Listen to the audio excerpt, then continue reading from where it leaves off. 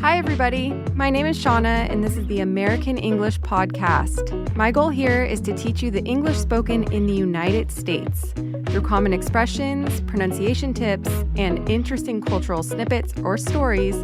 I hope to keep this fun, useful, and interesting. Let's do it. Hello. Welcome back. How are you? How's life? I hope you're doing well. Here in Asheville, North Carolina, where I live, it feels like summer is turning into fall. Just now, I had to put on a sweater because it's getting a little chillier, and that's sort of exciting. I love sweater weather when you head out in the morning and it's crisp and cool. Not quite as sweltering hot as it was a few weeks ago. So every day we spend a bit more time outside. And of course, that puts me in a very good mood. Just being outside in general is an immediate mood boost. How about for you guys? Do you feel the same? Anyway, as you know, for us, outside also means bears. Not all the time, but pretty often we run into them when walking around the neighborhood. Now, if you haven't heard in previous episodes, we live in the heart of the Appalachian mountain range, and it's an area where black bears thrive. We spot them walking through our front yard, oftentimes in our backyard. Sometimes they're climbing into trash cans on trash day. And believe it or not, this week, something happened that inspired this two-part episode. We had our car door unlocked. I don't know why. And we saw a bear climbing into the back seat of our car. Can you believe it? Lucas thought it was Clara. I don't know why Clara would be outside by herself. Our daughter's only 4 years old, going on 5. And he was yelling out the window, "Clara, what are you doing?" And then suddenly a black bear popped up over the door and was looking at him. I honestly could not believe it was happening. I tried to get my camera out because the video would have been really funny. But we just missed him. He ran away into the neighbor's yard, and that was that. In any case, there wasn't any food in our car, but recently in our neighborhood Facebook group, there have been messages about the bears opening cars just to check. It's like they learned once that there was food in somebody's car, and now they're just going around pulling on the handles and trying to get in. It's mind-blowing to me. These animals are so smart. That bear in our car inspired part 2 of episode 198, which is going to be the survival story of Hugh Glass. Maybe you know him. Or maybe you know Leonardo DiCaprio playing Hugh Glass in the famous Hollywood film, The Revenant. Do you remember that scene where he fought a grizzly bear and, against all odds, lived to tell the story? Yeah, it's true. I love this story, and I'm sure you will too, because it's culturally relevant and it sheds light on life in the U.S. during the 1800s. So we'll get to that story next week. Be sure to stay tuned. Today, we'll be going through the common English expression against all odds. And as usual with expression episodes, we'll start with a joke. Then we'll go through examples to help you feel comfortable using this idiom in daily life. Finally, we'll wrap up with a pronunciation exercise. If you would like the premium content for this lesson and all other lessons in season 4, which is a total of about 60 lessons total, and you would like the transcript, so the written text for what I say, a comprehension quiz, flashcards, and a podcast reader to work on your pronunciation, and once again, that's for all of episodes in season 4, then head to americanenglishpodcast.com. The season 4 link is also in the episode notes. Check it out. There are just a few more episodes until 200, and so this is your last chance to get it at the discounted rate. So let's go ahead and get started. As usual, we'll start with the joke. Are you ready? Why don't bears wear shoes? Any idea? Because they love their bare feet. Do you get it? This is a play on words, or what we call a pun. The word bare in English, B-A-R-E, means without covering. So if you have bare feet, it means you're not wearing shoes or socks. I often yell at my daughters when they go outside, "Why are you walking barefoot? Put on some shoes." Bare sounds just like the word bear, B-E-A-R. They're pronounced exactly the same. And B-E-A-R is, of course, that big animal that lives in the forest. Think of Winnie the Pooh. Do you remember him? He wears the little red shirt and loves honey.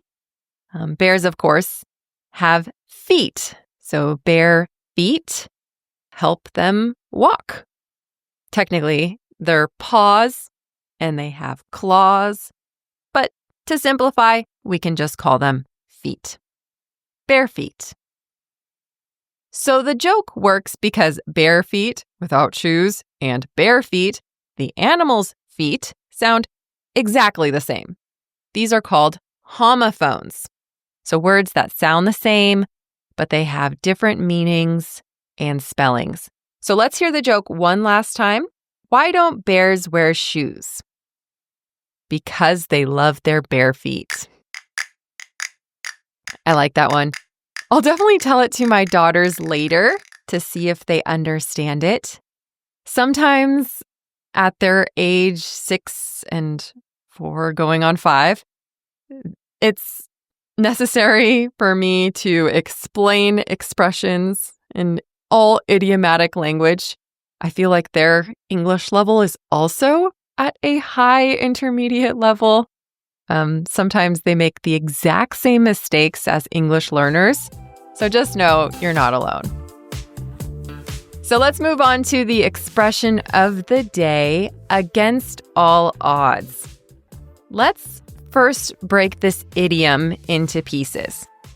Against means in opposition to or in conflict with. For example, the rebels fought against the army. My chair in my office right now is leaning against the wall, right? It's up against it. It's pressing on it. It's another way you can use against. All means everything, 100%.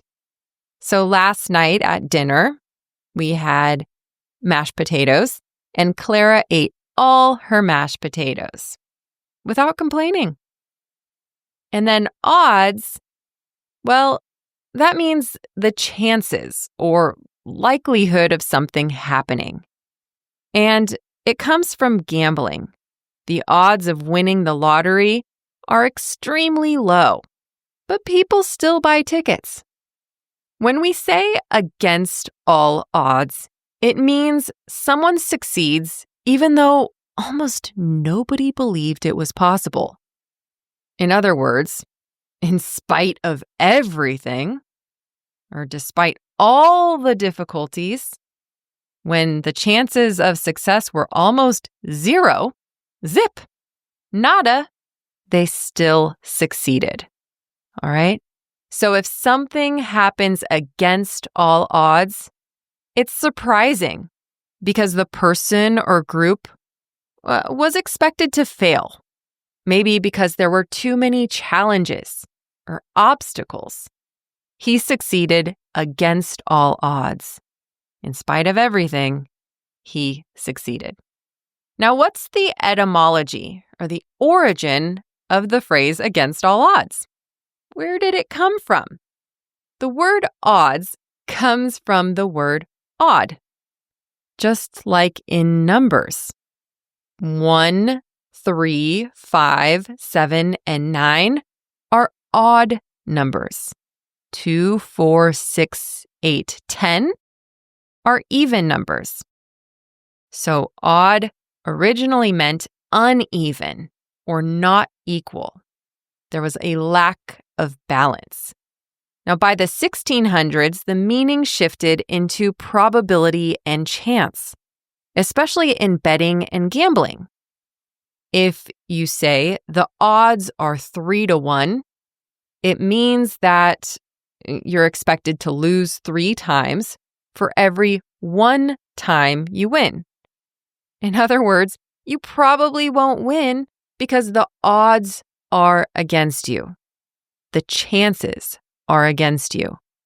From there, the phrase against all odds grew naturally. Now today, it's very common in survival stories, in sports, in horse racing, in gambling, and actually any situation that involves success and failure. So let's go ahead and go through some more in-depth examples so that you feel more confident using it in discussion. So example number 1, and let's start with the survival one because this really catches my attention. So many years ago, there was a group of pioneers. These pioneers, known as the Donner Party, got trapped in the Sierra Nevada mountains in California. And they were in a snowstorm. They had practically no food, no warm shelter, and the temperature dropped well below freezing. There were no rescue teams at the time. And given the circumstances, it was very unlikely that any of them would survive. Yet, against all odds, some managed to endure the long, brutal winter by building fires and resorting to desperate measures like cannibalism. Many of them became cannibals. It's a true story. We talked about it in episode 27, so check that out. But the point is, they survived against all odds. In spite of all the obstacles they endured. As we can see, literal survival stories work really well with this expression, but we can also use it when we experience very intense personal challenges, business or financial struggles, when the chances are high that we'll fail. But when we succeed, we can use this expression. That brings me to example number 2. Imagine a boy growing up in a poor neighborhood in Detroit.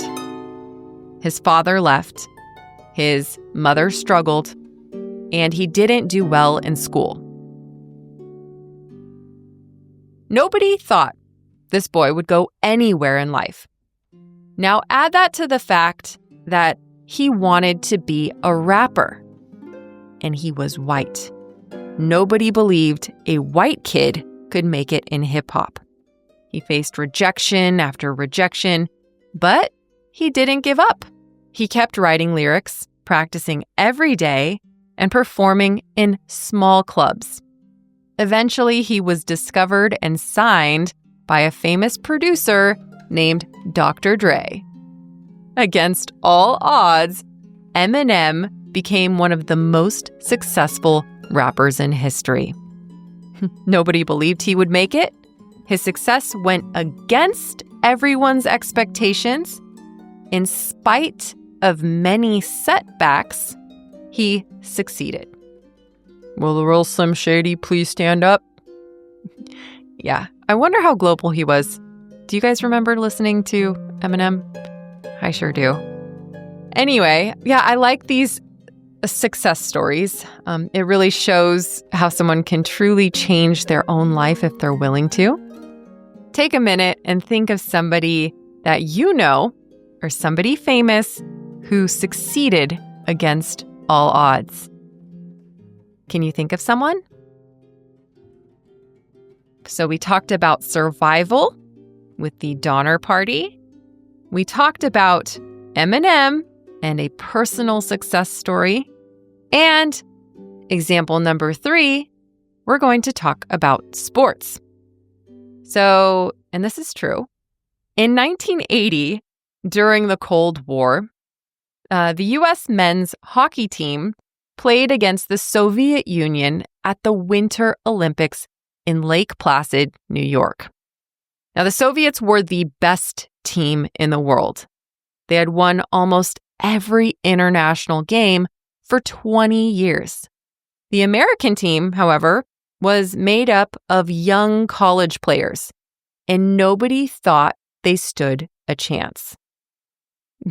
They were what we'd call the underdog, the team that did not have a high probability of winning. Yet, against all odds, the U.S. beat the Soviets in one of the greatest upsets in sports history. In the United States, it's still called the Miracle on Ice, and it's so legendary that Hollywood had to make a film about it. It's called Miracle. So check it out if you're interested. Once again, they won against all odds. So in sports, you'll hear this expression a lot. Do you guys enjoy hearing about triumphant stories where people go from rags to riches and people succeed against all odds? Unexpected triumphs, in my opinion, make for wonderful movies, documentaries, podcast episodes. It's why I talk about them a lot. Now, I find them both entertaining and inspiring, and that's why I'd like to give you a few recommendations for other episodes I've already done. Number 1, Walt Disney in episode number 60. Against all odds, Walt Disney went from being a broke artist with a lot of rejection to the creator of a global empire. Once again, that's episode 60. In episode 70, we talked about Elvis Presley. Against all odds, Elvis went from a poor Southern boy to being the king of rock and roll. That was episode 70. So once again, episode 60 was Walt Disney, 70 was Elvis, episode 27 was the Donner Party. Against all odds, some members of the Donner Party survived one of the deadliest winters in the Sierra Nevadas. In episode 180.2, I spoke about swimming from Cuba to Florida, the epic irregular verb story of Diana Nyad. And yeah, that was very entertaining. She swam without a shark cage, more than 100 miles in the open ocean, and lived to tell the tale. Against all odds, she completed the swim after 4 failed attempts, proving it's never too late to chase a dream. Then we had episode 100 and what is it? Let me check. Episode 117, the survival story of Aron Ralston. Yeah, in 2003, while canyoneering in Utah, Aron became trapped under a boulder. After a few days, he made the choice to cut off his own arm. and to escape. Against all odds, Aron hiked to safety and lived to tell his story. As you can see, I like these types of stories. I hope you check the other ones out. And stay tuned until next week. We'll share the story of Hugh Glass, who was mauled by a grizzly bear. He was abandoned by his friends. And then with broken bones and no supplies, the guy should have died, but he didn't. He survived against all odds. That brings me to the pronunciation practice. Today, we'll use the phrase, I survived against all odds. Repeat after me. I survived. I survived against all. I survived against all odds. I survived against all odds. Against all. Against all. Pay attention to that. We'll get to that in a second. Now let's practice with subjects and different verbs. Repeat after me. I succeeded against all odds. You survived against all odds. She made it against all odds. He thrived against all odds. We kept going against all odds. They won against all odds. Notice how, when speaking these at a natural pace, against all sounds like against all. Native speakers smooth it out. Because a vowel sound follows the T, it turns that T into a flap T. So it makes a very quick sort of D sound. Listen closely. Against all odds. Against all odds.